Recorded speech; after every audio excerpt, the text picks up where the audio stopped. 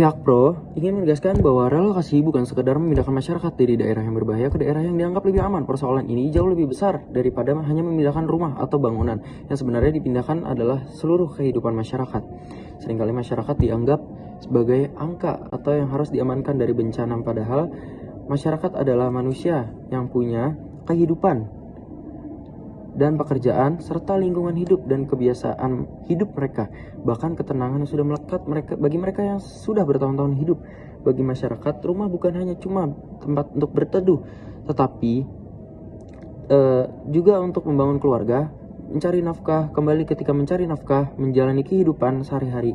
Karena itulah relokasi bukanlah hal yang solusi utama untuk memindahkan masyarakat dari tempat yang bencana alam ke tempat yang lebih aman.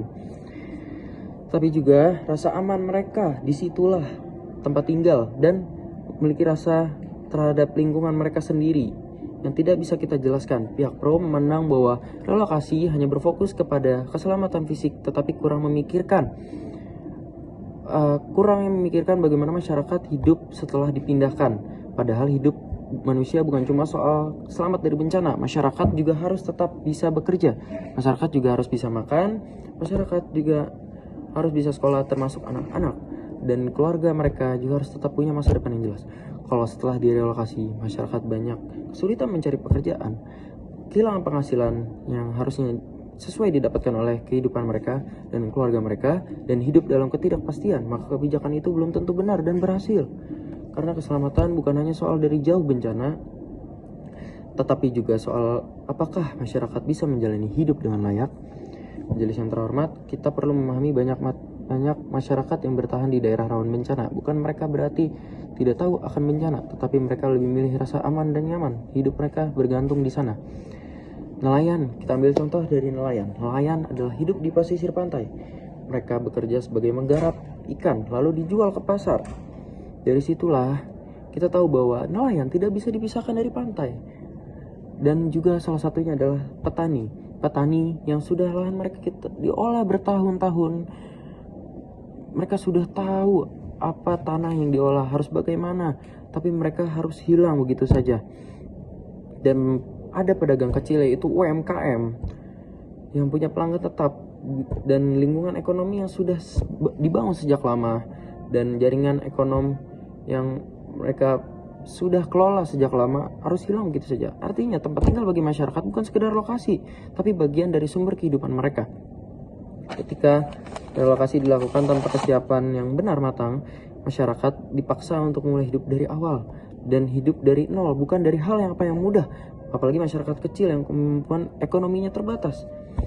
Dewan juri yang terhormat, pihak pro juga ingin menekankan bahwa dampak relokasi bukan cuma soal ekonomi, tetapi juga kehidupan sosial masyarakat. Lingkungan yang sudah terbentuk puluhan tahun bisa hilang begitu saja. Tetangga, teman, sahabat, semuanya yang biasa mendukung dan membantu kita hilang begitu saja. Hubungan sosial ini yang memperkuat masyarakat untuk memulai kehidupan dalam menjalani hidup mereka. Padahal bagi masyarakat kecil, hubungan sosial itu sangatlah penting.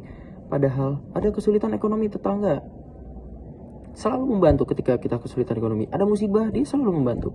Lingkungan yang sekitar mendukung adanya hidup kebersamaan. Kebersamaan inilah yang sering kali tidak pernah dilihat, tetapi sangat berharga bagi kehidupan masyarakat. Ketika masyarakat dipindahkan ke tempat yang baru, mereka harus memulai dan beradaptasi lagi dari awal. Mereka berada di lingkungan yang asing. Mereka harus bertemu dengan orang-orang baru, menyesuaikan diri dengan orang-orang baru, harus perkenalkan diri secara awal, dan menyelesaikan karakter diri dengan lingkungan sekitar, menyesuaikan diri dengan keadaan yang sangat amat berbeda dari lingkungan yang aslinya. Majelis yang terhormat, pihak pro percaya bahwa kebijakan ini bukan cuma yang terlihat berhasil di laporan pemerintah, tapi kebijakan adalah yang benar-benar dirasakan manfaatnya oleh masyarakat. Kebijakan bukan hanya melihat dari apa yang harus dilakukan, tapi dari kebijakan itulah benar adanya masyarakat itu benar-benar hidup layak setelah itu. Apakah mereka lebih sejahtera? Apakah lebih mencari nafkah itu lebih merasa aman ketika mereka mencari hal baru di hidup mereka? Kalau jawabannya belum tentu iya, berarti solusinya adalah bukan relokasi, tetapi pemindahan oposisi yang harus relevan. Majelis Dewan Juri yang terhormat, pihak pro juga ingin mengingatkan bahwa relokasi dalam jumlah besar membuat masyarakat semakin bergantung pada bantuan pemerintah. Mungkin bantuan ini hanya sementara, tetapi dalam jangka panjang masyarakat tetap membutuhkan pekerjaan dan kepastian hidup, bukan hanya sesaat. Karena tujuan pembangunan seharusnya menciptakan masyarakat yang lebih mandiri, bukan masyarakat yang bergantung. Dan majelis yang terhormat atau Dewan Juri yang terhormat, pihak pro bukan hanya menolak relokasi sepenuhnya dalam kondisi tertentu. Relokasi memang bisa diperlukan apabila wilayah sudah benar-benar tidak bisa dihuni. Tetapi pihak pro tolak adalah ketika relokasi dijadikan solusi utama untuk semua kondisi tanpa melihat dampak kehidupan dari realita kehidupan masyarakat.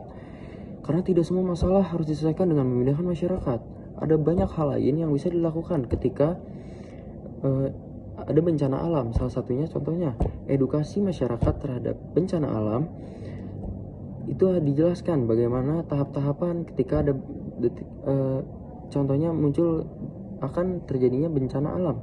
Hal tersebut akan meyakinkan masyarakat bahwa mereka akan siap untuk menghadapi bencana alam selanjutnya. Karena tidak semua harus diselesaikan secara memindahkan masyarakat. Yang daerah rawan sebenarnya masih bisa ditangani melalui mitigasi yang baik. Perlu dipahami bahwa Indonesia adalah negara di dunia ini adalah negara yang rawan bencana. Dimanapun pasti akan terjadi bencana.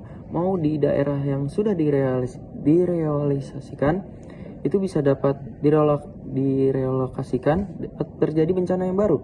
Dengan cara seperti itu masyarakat tetap bisa hidup dan tanpa kehilangan pekerjaan mereka sendiri, lingkungan sosial dan kehidupan mereka yang sudah dibangun bertahun-tahun tetap bertahan di sana.